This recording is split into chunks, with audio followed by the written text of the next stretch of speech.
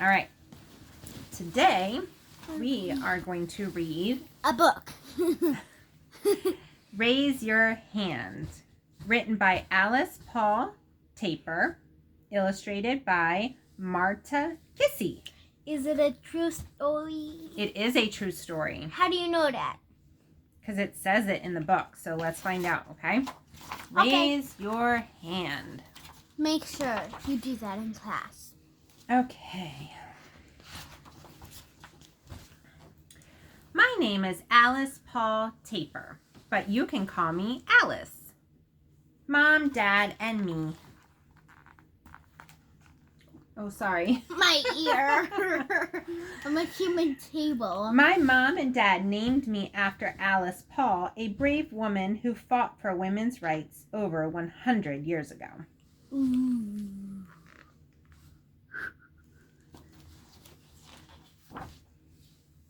I'm a Girl Scout. I like to have fun and try new things with my troop. One time we earned a horseback riding badge after an afternoon at the stables. Another time we went into the woods and studied birds, helping us earn our animal habitats badge. Aren't they cute? So cute. But there have been times when I was afraid to try things, even things that seemed simple. I was nervous when we went canoeing, and I was really nervous when I had to go down the zip line on a ropes course. Yeah. I mean, zip lines are kind of scary because you're like a lot of feet up there. You're very high up in the air. Yeah. On trees. At school, I get to sit next to my best friends, And it can break Joelle. the tree. Joelle and Lucy. I love school, but sometimes it can be scary. Good morning, class, my teacher said one day. Who can tell me what the world's largest ocean is? My hand shot up. Pacific. I know. The Atlantic, I answered. I'm sorry, Alice, that's incorrect, she said. It's actually the Pacific. I was right. But I What? didn't even learn that. When I realized I got it wrong, my face felt hot and my heart thumped hard in my chest. I tried not to look at anyone as I sank lower in my seat.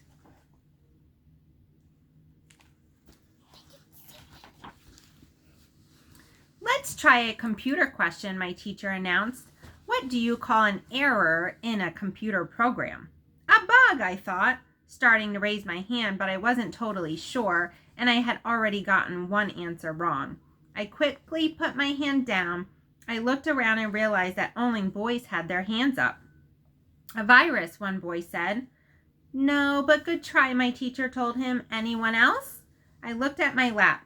I think it's called a bug, another boy said. That's right, my teacher told him. I knew it, I thought. So what she's trying to say is sometimes you get the question wrong, but you can't give up after that, because if you think, well, I think this is the answer. Maybe 4 is the answer to 2 plus 2, but I'm not sure. So I'm going to see what other people say. But she didn't say it because she was afraid, because she already said something wrong. I've got like 10 questions wrong in 1 whole minute. Yeah, it's okay if you get the answer wrong. That's how you learn things. But it shouldn't make you scared to try again. Well, maybe not 1 minute and not 10. Okay. I was still thinking about what had happened when my mom drove me home from school that day. Mom, are you ever too scared to say something because you might be wrong? I asked.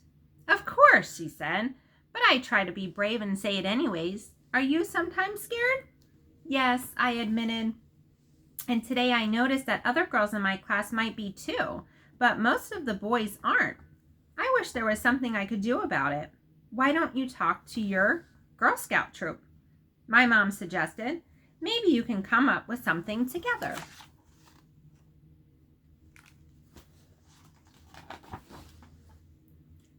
At our next Girl Scout meeting, it turned out I was right about the other girls being nervous.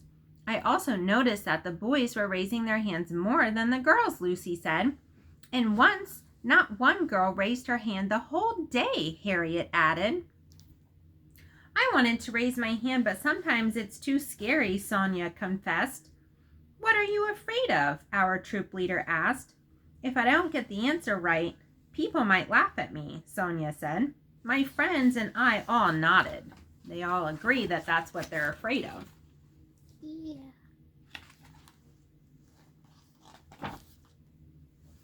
That's when I had an idea. We earn patches for doing activities like camping or community service, I said to the others. What if there was a patch to help girls like us feel more confident in class? My friends loved it. They thought it was the perfect plan.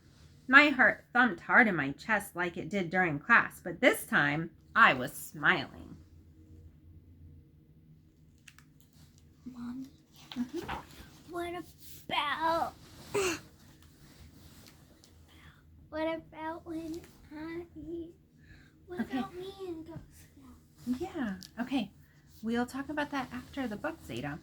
After that, I got to meet with the Girl Scouts Council to talk about my idea.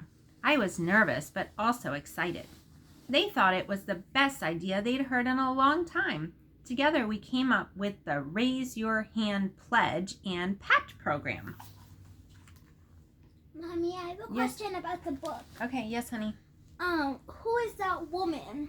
She is the, it says the Girl Scouts Council. So she's kind of like the head of the Girl Scouts. Okay. The girl who made the Girl Scouts. I don't think she invented Girl Scouts. No, but she just kind of like runs things. She made that Girl Scout. Okay. Everyone we told liked the idea. I even got to talk about it on TV, but I was so scared during the interview I almost couldn't say anything at all. It was a lot scarier than raising my hand, but I guess that's part of what made me brave. I was afraid, but I did it anyway. So sometimes you feel very nervous, but if you feel nervous, you can't always be like, okay, I know the interview is gonna be really scary, so I'm not gonna do it. It's gonna be scary, but if you make it, everyone's gonna be cheering for you. They will. Okay, let's finish. Some kids at school didn't understand why we were doing the project. You're saying girls are better than boys, one boy said to me at recess. But I did not think girls were better than boys. I just wanted girls to believe in themselves. And pointing is not nice. You're right.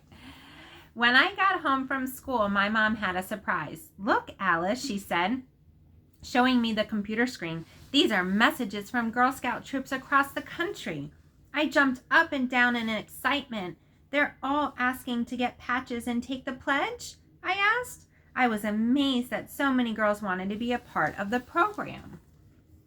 Lots of girls understand. And they wanted to support each other. In class the next day, I knew it was time to step up and take the challenge. So I raised my hand once, twice, 3 times. First her hand's small, then big, then she raises it. So she's like, tall and proud. I know it. I know it. She got more confident. Yeah. I didn't always give the right answer, but it wasn't the end of the world. I knew that getting the answer wrong wasn't embarrassing, and speaking up didn't have to be scary. And I was proud of myself for trying. You always have to try, because you don't always get it right, but if you don't try, you don't know if you're going to get it right. Exactly. Because if you, like she said, and I said, if you try, you might get it right. But if you don't try, and you had that opportunity, you might have probably been able to get it. You're right. All right. Last page. So now it's your turn. You can do it. Be bold, be brave, and raise your hand. I always raise my hand. And on the back, oh, I thought somewhere it said who the person was. Maybe it's on the back? Yeah. Alice Paul Taper is using her voice to encourage the girls of her generation to be brave and speak up. Raise Your Hand reminds all of us how important it is to make our voices heard. I wish this book had been around when I was in school. This is from Sheryl Sandberg, COO of Facebook and founder of leanin.org and opinionbee.org. Mindy Kaling, who's an actress, says, I love this book. Alice Paul Taper's Raise Your Hand should be read by every girl, and the advice should be taken by every woman. Go, Alice. Savannah Guthrie says, at just 11 years old, Alice Paul Taper has already lived up to her legendary name. She writes an adorable and inspiring book for girls that is both confident and honest. And lastly, Robin Roberts says, I'm raising my hand because I absolutely love this book. Way to go, Alice.